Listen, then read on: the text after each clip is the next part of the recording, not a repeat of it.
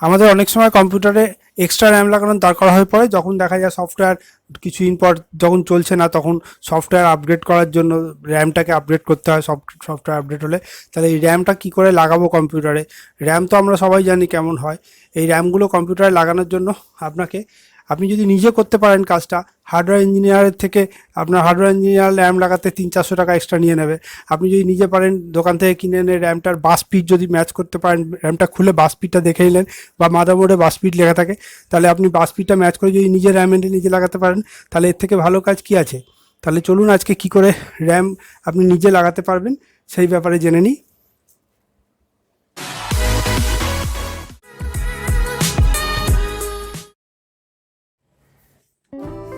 এটা এটা একটা মাদারবোর্ডের বাক্স। এই মাদারবোর্ডটা, এর মধ্যে একটা নতুন মাদারবোর্ড আছে। এই মাদারবোর্ডের মধ্যে র্যাম কী করে লাগাতে হয়, র্যামটা কী করে খুলতে হয়, এগুলো আমি দেখাবো।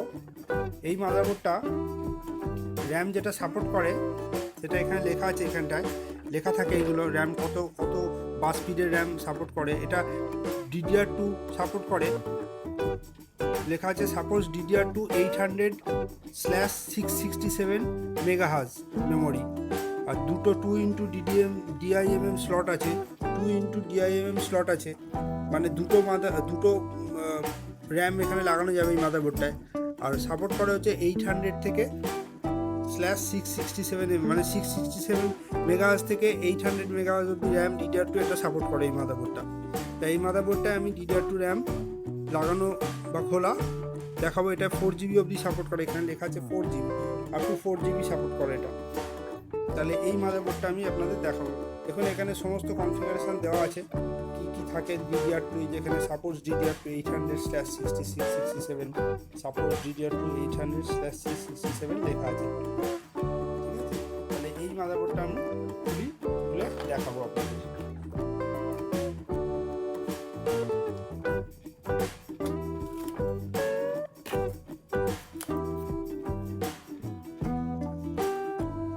এটা হচ্ছে র্যামটা, মাদারবোর্ডের মধ্যে র্যামটা।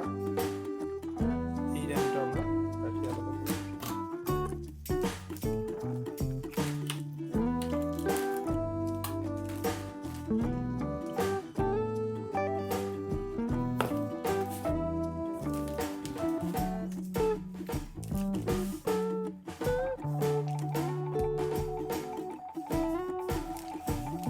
এইটার মধ্যে আমরা র্যামটা, এই যে র্যামটা, এই র্যামটা লাগাবো। এইটা আমি লাগিয়ে রেখেছিলাম, আগে থেকে লাগানো আছে। এটা কি করে ইনস্টল করতে হয়, কি করে খুলতে হয়, কি করে লাগাতে হয়, এগুলো আমি আপনাদের দেখাবো। এই মাদারবোর্ডটা যে প্রসেসর আছে, সমস্ত কিছু Pentium 4 আছে, জেব্রনিক্সের এটা মাদারবোর্ড। ভালো করে দেখুন, এর মধ্যে এইগুলো হচ্ছে গ্রাফিক্স কার্ডের স্লট, এখানে গ্রাফিক্স কার্ড লাগানো হয়। আর এইগুলো এখানটা পাওয়ারটাও লাগানো হয় মাদারবোর্ডে, পাওয়ারের যে SMPS থেকে আসে এটা লাগানো হয় এখানে। আর এইগুলো তো USB পোর্ট পিছন দিক থেকে থাকে, এই দিকটা পিছনে থাকে, কম্পিউটারের পিছনে এই দিকটা থাকে। আর র্যামের স্লট হচ্ছে দুখানা থাকে সব মাদারবোর্ডে, অনেক মাদারবোর্ডে অবশ্য 4টেও থাকে, কিন্তু এখানে দুটো আছে। এটা DDR2 র্যাম লাগানো আছে আমার এখানে, একটা DDR2 র্যাম লাগানো আছে। এটা 4GB র্যাম অবধি সাপোর্ট করে এই মাদারবোর্ডটা। এখানে দুটো র্যাম স্লট আছে, এই একটা আর এই একটা লাগানো আছে, আর একটা লাগানো যাবে। তা এই হচ্ছে মাদারবোর্ড। এই মাদারবোর্ডের মধ্যে আমি আপনাদের র্যাম লাগিয়ে দেখাবো, র্যামটা খুলে তারপর লাগিয়ে দেখাবো। তার আগে আমি অন্য র্যামও দেখিয়ে দিই। এটা হচ্ছে DDR2 র্যাম। এইটা হচ্ছে আগের র্যাম, এগুলো একটু পুরোনো র্যাম। এগুলো হচ্ছে SD র্যাম। এই SD র্যামে দেখুন, এই SDRAM-এর মধ্যে এই যে দুটো পয়েন্ট থাকে, মাঝখানে দুটো খাঁজ থাকে, এগুলো SD র্যামে থাকতো আগে, পুরোনো SD র্যাম। এটাও তাই, দুখানা আছে দেখুন, এটাও তাই, দুটো খাঁজ আছে, এই একটা আর এই একটা খাঁজ। এগুলো হচ্ছে SD র্যাম আগে ছিল। এখন যে র্যামগুলো আছে, এখন তো DDR4 চলছে, কিন্তু আমার কাছে DDR4 নেই বলে আমি DDR2 দিয়ে আপনাদের দেখাবো।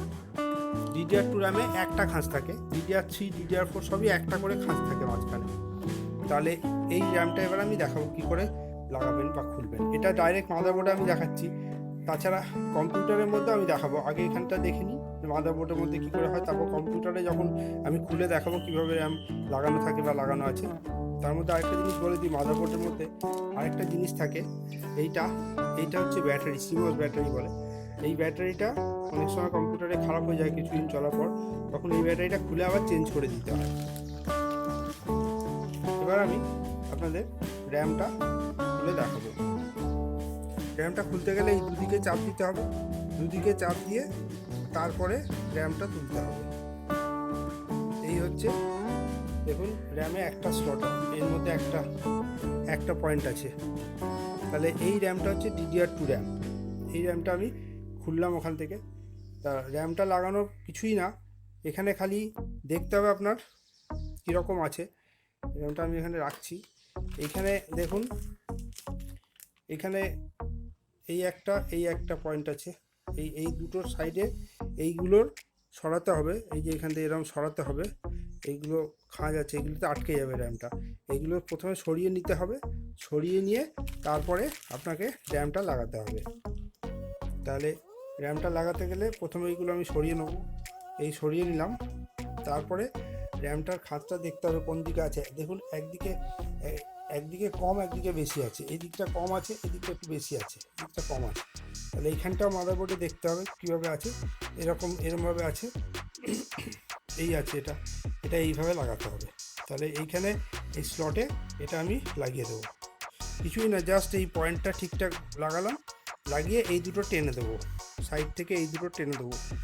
এই এইগুলো টেনে দিলে র্যামটা স্লটটা এখানে বসে গেল, এই টেনে দিলাম, হয়ে গেল। এইভাবে মাদারবোর্ডের মধ্যে র্যামটা লাগাতে হবে, ঠিক আছে? তাহলে আমরা দেখলাম কী করে র্যাম খুলতে হয়, কী করে লাগাতে হয়। কিছুই না, জাস্ট এই পয়েন্ট দুটো সরিয়ে দেবেন, চেপে দেবেন র্যামটা, তার পয়েন্ট দুটো টেনে দিতে হবে। কোনো মাদারবোর্ডে চেপে দিলে অটোমেটিক ওই দুটো আটকে যায়, আবার কোনো মাদারবোর্ডে চেপে দিলে আটকায় না, তখন এটাকে টেনে দিতে হবে, ঠিক আছে? এইভাবে কম্পিউটারে র্যামটা লাগানো হবে।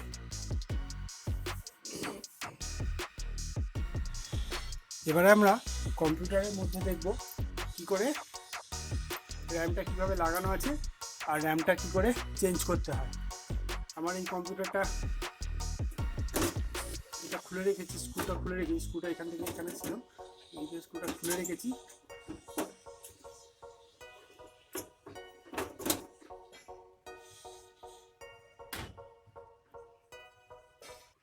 এবারে আমরা দেখব কম্পিউটারের মধ্যে কীভাবে আছে, কোথায় কি আছে। এইটা হচ্ছে র্যাম। কম্পিউটারের মধ্যে এই যে দুটো র্যামের স্লট আছে, এখানে এই দুটো র্যাম লাগানো আছে। এটা হচ্ছে গ্রাফিক্স কার্ডের স্লট, VGA স্লট বলে, আর এটা হচ্ছে PCI স্লট। এইখানে আমাদের র্যামগুলো লাগানো হয় সবসময়। তাই এই কম্পিউটারটায় এটা হচ্ছে ফ্যান, কম্পিউটারের ফ্যান, CPU ফ্যান বলে, CPU কুলারের তলায় CPUটা লাগানো আছে। আমরা এই র্যাম দুটো, আজকে যেটা ভিডিও মেইন টপিক হচ্ছে র্যামের জন্য র্যাম চেঞ্জ করা, এই র্যাম দুটো আমরা চেঞ্জ করার চেষ্টা করব, দেখবো র্যাম দুটো খুলে আবার লাগানো যায় কিনা। এই র্যামের কিছুই নাই, যে সাইড থেকে এইগুলো এরকম দুটো চাপ দিলে র্যামটা সোজা হয়ে যাবে, আবার উঠে যাবে সোজা। এই র্যাম হচ্ছে এখানে লাগানো ছিল, DDR3 র্যাম। এটা কম্পিউটারের উপর নোংরা হয়ে গেছে, অনেকদিন খোলা হয় না, তাই এই র্যামটা আমরা এরকমভাবে লাগাবো, ওপর থেকে এরকমভাবে প্রেস করে লাগিয়ে দেবো।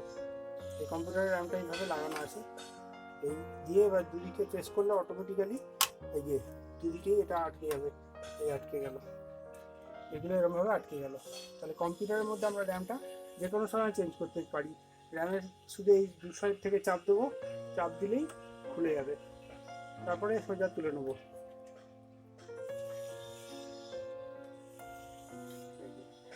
হাইনিক্সের র্যাম এটা।